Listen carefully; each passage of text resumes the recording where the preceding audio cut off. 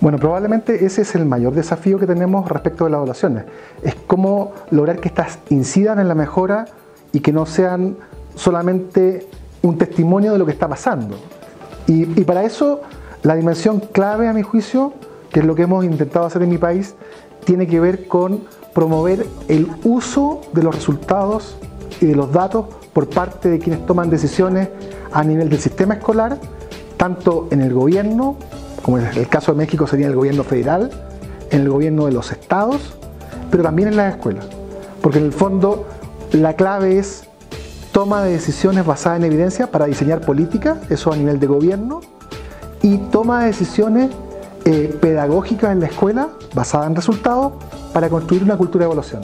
Entonces, de alguna manera, ese elemento, el énfasis en el uso de la información que proveen las evaluaciones, es esencial para que la evaluación de alguna manera pueda transformar aquello que estamos mirando, que es lo que pasa en la escuela, el aprendizaje de los estudiantes. Bueno, lo primero que tengo que decir, es para dar un contexto, es que Chile tiene una tradición de más de 25 años de evaluaciones en educación. Por lo tanto, existe en nuestro sistema escolar una cultura de evaluaciones externas a la escuela que ha estado presente por mucho tiempo. Y eso de alguna manera ha estado reforzado por distintos elementos o características.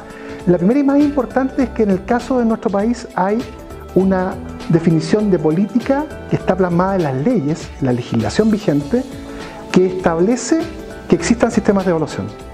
Es decir, en el caso de mi país, no es resorte de un gobierno en particular el modificar la existencia de un sistema de evaluación. Eso es algo que la ley establece y que el Estado debe cumplir en este caso. Lo segundo es que, junto con lo anterior, se han creado instituciones que se encargan específicamente del tema de la evaluación. Yo, de hecho, trabajo en una agencia de calidad de la educación cuya labor principal es la evaluación y la orientación del sistema escolar. Por lo tanto, tenemos un marco regulatorio, un marco normativo, tenemos instituciones que se ocupan del tema y tenemos también marcos de referencia que definen el actuar más allá de la ley. Por ejemplo, un calendario de evaluaciones, un plan de calidad trienal, que definen qué es lo que hay que hacer respecto de qué evaluaciones aplicar, en qué grado se aplican las evaluaciones, en qué áreas curriculares, cada cuánto tiempo, y por lo tanto todo nuestro actuar está sumamente regulado. Y eso ha sido clave para poder contar con un buen sistema de evaluación. Pero obviamente eso es condición necesaria, pero no suficiente para que la evaluación pueda incidir en la mejora de los aprendizajes en la escuela. Y por lo tanto, junto con lo anterior, nosotros tenemos muchas herramientas, no hacemos solamente pruebas estandarizadas para lectura y matemáticas, sino que también tenemos evaluaciones para evaluar el desarrollo personal y social de los estudiantes. Vemos si los estudiantes han desarrollado capacidades para convivir unos con otros, hábitos de vida saludables, si tienen una formación ciudadana adecuada. Entonces, no miramos con nuestros instrumentos solamente si leen comprensivamente y si saben matemáticas, sino que todo este aspecto de aspectos importantes para la formación de ellos. Y por último, porque junto con levantar toda esta información, que es información muy valiosa, que va mucho más allá de las pruebas estandarizadas, además tenemos un fuerte énfasis y foco en el uso de la información en las escuelas. Nosotros vamos a jornadas con los directores de las escuelas a lo largo de todo el país para que ellos puedan usar mejor la información de las evaluaciones. Porque no basta solo con informar. Es clave, como decía anteriormente, respecto a la primera pregunta, usar los datos y la información de la evaluación para la mejora escolar.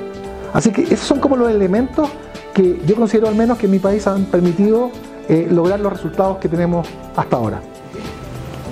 Bueno, como es sabido, estamos muy cerca de la publicación de resultados, la divulgación de los resultados de PISA del año 2015. Y sin duda PISA es una evaluación sumamente relevante, puesto que entrega información comparada de más de 60 países sobre los logros educativos. Pero PISA no solo entrega información de resultados educativos, de los logros de los estudiantes en lectura, matemáticas y ciencias, sino que también entrega mucha información de variables de contexto educativo y de factores asociados al aprendizaje. Y todo eso, visto en su conjunto, debiera orientar el diseño de la política pública en cada uno de los países participantes. Ahora bien, PISA es muy importante y muy valioso porque da esta perspectiva comparada. Y esto de poner a Chile, o en el caso de ustedes a México, en un contexto internacional, que es donde estamos respecto del resto. Pero ese donde estamos debe tener en consideración, de nuevo, lo que yo comentaba que es importante para la región, que es el contexto. Comparar los resultados de México con los de Chile directamente es intrínsecamente erróneo, dada la realidad de ambos países. Solo para matizar e ilustrar, ejemplificar lo que estoy diciendo. En Chile tenemos un sistema escolar con 10.000 escuelas y 3 millones de estudiantes. En México creo que son como 100.000 y como 30 millones. Entonces, la complejidad de México es 10 veces la de Chile. Entonces, lograr buenos resultados en un sistema que es mucho más complejo es más difícil y más desafiante. Entonces, PISA aporta información, pero hay que ser cuidadosos respecto de cómo yo me comparo con los otros. Porque la comparación directa no siempre es la mejor comparación. Hay que matizarla con distintos elementos y yo creo que ahí el instituto seguramente cuando entregue los resultados va a poner unos puntos de referencia que son los más adecuados para que no se haga una comparación que distorsione la realidad y lleve a conclusiones que son equivocadas. Entonces creo que PISA es clave. Y junto con lo anterior creo que es importante señalar que PISA además es complementario de las evaluaciones que se hagan en el país, en este caso en México. Porque las evaluaciones que se hacen en México no miran un marco de competencias para la vida, que es lo que hace PISA, sino qué pasa con el currículum que está establecido para este país. Y también es muy importante saber cómo avanzan los estudiantes mexicanos en relación con ese currículum.